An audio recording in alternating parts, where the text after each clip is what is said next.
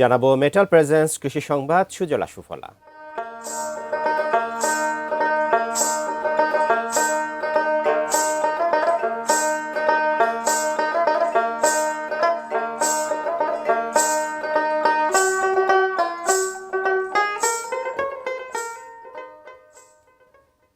মিরপুরে নতুন সম্ভাবনা ও আশার আলো দেখাচ্ছে বিটরুট। জেলার বিটরুট প্রথমবারের মতো রপ্তানি হচ্ছে বিদেশে।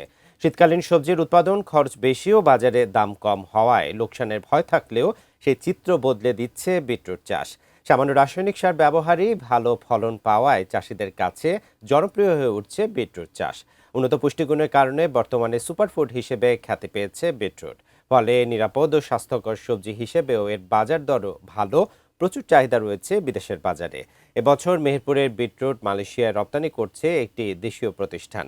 এতে দুশ্চিন্তামুক্ত হয়েছেন চাষিরা। জেলায় দিন দিন বাড়ছে বিটরুট চাষের পরিধি।